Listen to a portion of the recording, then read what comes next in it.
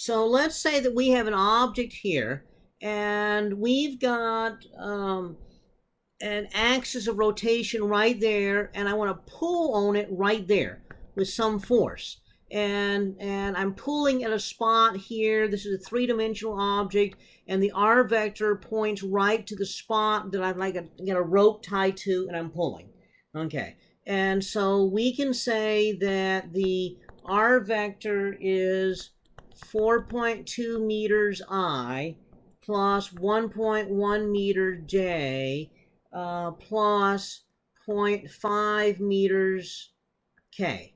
And let's say that the force is given by 1.2 newtons I plus 3.1 newtons J minus 1.1 newtons K. And I want to know what is the magnitude of the torque here. Well, we know the magnitude of the torque.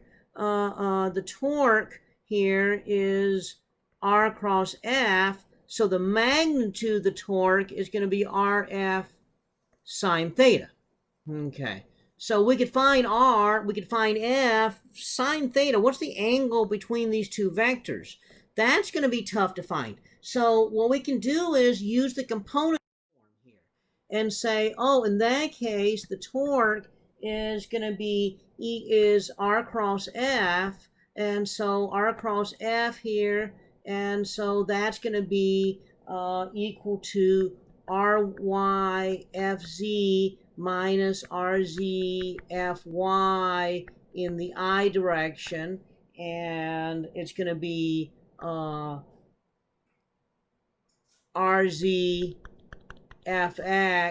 minus RXFZ in the Y direction, and it's going to be RXFY minus RYFX in the K direction.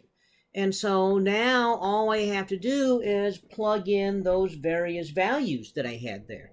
Okay, so if I do that, I find out that I've got minus 2.76 Newton meters I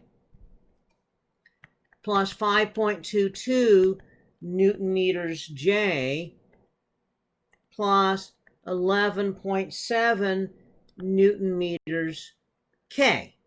Okay, so that would sort of define here a direction here of rotation.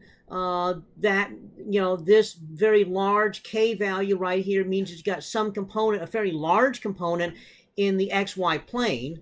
Okay, this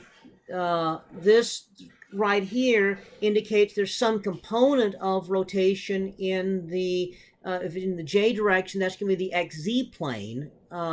And then this first part up here means it's going to be in the YZ plane.